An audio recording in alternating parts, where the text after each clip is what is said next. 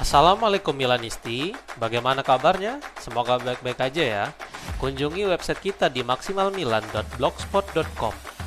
Jangan lupa subscribe dan nyalakan lonceng notifikasi untuk terus mendapatkan berita terbaru seputar AC Milan, khusus Milanisti. AC Milan sukses resmikan transfer gelandang muda berbakat milik Chelsea secara permanen. Rossoneri membagikan peresmian Yahya Idrissi Regragui melalui website resmi mereka dengan menuliskan, AC Milan dengan bangga mengumumkan penandatanganan Yahya Idrissi yang akan menjadi bagian dari Milan Future Project yang didedikasikan untuk pertumbuhan dan pengembangan talenta muda. Anak kelahiran 2007 itu bergabung dengan Rossoneri dari Chelsea FC. Tulisnya, negosiasi ini terbilang tidak alot dan bahkan terhitung sangat cepat untuk pemain yang mampu tampil gemilang bersama Chelsea U16, Chelsea U18 hingga timnas Maroko kelompok umur. Tualangan baru menantinya di Italia. Selamat datang Regragui dan semoga sukses bersama Milan Futuro. AC Milan tampaknya siap kembali melepas bintang muda mereka ke klub lain musim dingin ini menurut sebuah laporan. Dio Rossoneri mengutip Matteo Moretto yang melaporkan bahwa Diego selangkah lagi bergabung dengan Mirandes, klub divisi kedua Spanyol. Belum jelas apakah ini akan menjadi formula pinjaman atau kesepakatan permanen, tetapi kabar ini benar-benar muncul sangat tiba-tiba. Sebelumnya Milan Futuro telah ditinggal Maximilian Ibrahimovic yang hijrah ke Ajax Amsterdam untuk bergabung ke tim muda mereka, dan jelas ini merupakan pukulan telak bagi Massimo, karena putra Zlatan Ibrahimovic itu sejatinya adalah salah satu pilar utama tim bagi sang pelatih. Kepergian Diego juga jelas akan menjadi pukulan lainnya untuk Odo, mengingat striker muda itu telah memainkan 17 pertandingan di Serie D dengan 68% diantaranya sebagai starter. Ia juga cukup konsisten dengan sumbangan 4 gol dan 4 assist. Selain itu Diego juga berpartisipasi dalam 27% total gol yang dicetak oleh Milan Futuro. AC Milan memutuskan untuk tidak melanjutkan negosiasi atas Gianfilippo Mateta karena masalah medis menurut sebuah laporan.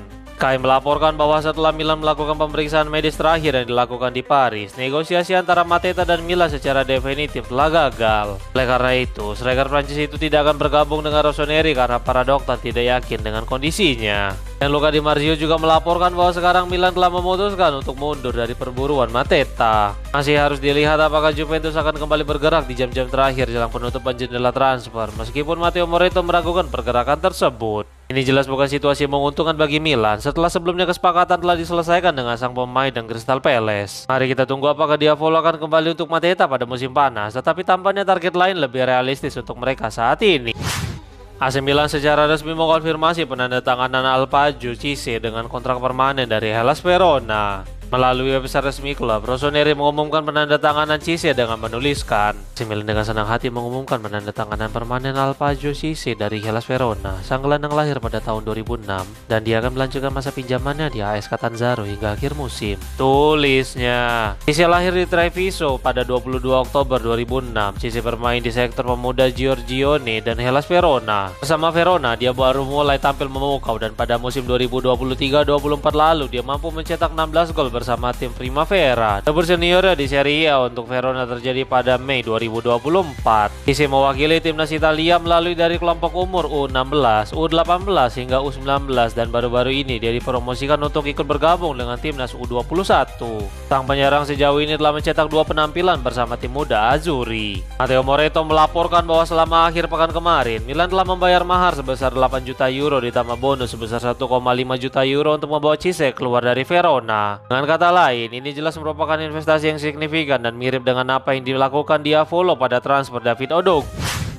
AC Milan mengumumkan penandatanganan ketiga mereka pada tenggat waktu jendela transfer musim dingin. Diavolo membagikan pengumuman resmi terkait kedatangan Magnus Dalpias melalui website resmi klub dengan menuliskan, AC Milan dengan bangga mengumumkan penandatanganan Magnus Dalpias yang akan bergabung dengan bagian dari Milan Future Project yang didedikasikan untuk pertumbuhan dan pengembangan talenta muda. Bek Austria, lahir pada tahun 2007, tiba dari Bayern Munchen dan akan mengenakan seragam Rossoneri. Tulisnya, di sisi lain, Florian Plettenberg dari Sky Germany melaporkan bahwa kesepakatan itu akan menjadi pinjaman selama 5 bulan dengan opsi untuk membeli. Tetapi yang terpenting adalah Bayern telah mengamankan klausul pembelian kembali sebagai bagian dari operasi untuk pemain 18 tahun itu. AC Milan mengkonfirmasi bahwa Diego Sia telah meninggalkan klub dengan status pinjaman ke CD Mirandes. Milan mengkonfirmasi kepergian Diego ke tim divisi kedua Spanyol tadi malam melalui website resmi klub dengan menuliskan, AC Milan dapat mengkonfirmasi bahwa Diego telah bergabung dengan klub Deportivo Mirandes dengan status pinjaman hingga akhir musim. Klub ingin mendoakan yang terbaik untuk Diego selama sisa musim ini, tulisnya. Di sisi lain, Mirandes pun ikut mengkonfirmasi kedatangan penyerang muda milik Diavolo itu dengan menuliskan, CD Mirandes dan AC Milan telah mencapai kesepakatan untuk meminjam Diego hingga akhir musim. Diego adalah pemain yang dapat beroperasi di semua posisi menyerang, mencari kedalaman dan keseimbangan, tulisnya. Tampaknya ini hanya pinjaman demi memberikan pengalaman lebih banyak untuk sang penyerang, karena kali ini tidak ada opsi permanen. Tampaknya klub memiliki kepercayaan besar terhadap Diego. Selain itu, dia juga akan bermain di divisi kedua Spanyol, di mana tekanan jelas lebih tinggi dan persaingan lebih ketat. Good luck.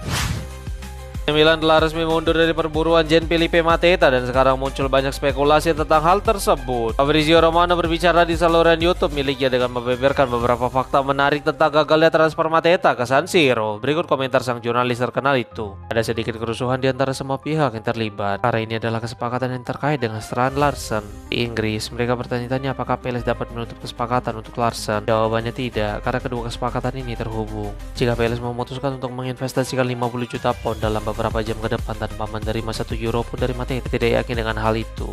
Yang saya pahami adalah bahwa Mendes yang mengawasi kesepakatan Strand Larsen tidak memiliki perasaan bahwa itu akan terjadi. Palace terjebak. Mateta telah secara terbuka dan tegas menginginkan Milan, tapi Milan tidak bisa mengambil risiko menghabiskan begitu banyak uang untuk pemain yang tidak menawarkan jaminan fisik apapun. Di sisi lain, Palace tidak terlalu senang dengan situasi ini karena Larsen terjebak dan Armstrong yang direkrut dari Wolverhampton untuk menggantikannya juga absen. Ungkap.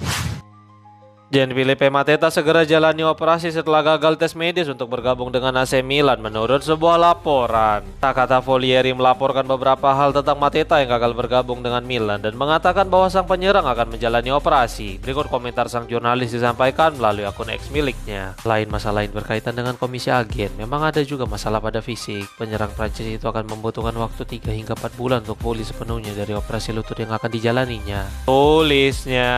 Sekali lagi, masalah terhadap komisi agen membuat transfer pemain ke San Siro gagal terjadi, tetapi masalah lutut juga tampaknya menjadi faktor utama batalnya kesepakatan ini. Ingat sekarang dia melakukan operasi lutut, tampaknya Rossoneri telah membuat keputusan tepat untuk tidak menembusnya dengan harga semahal.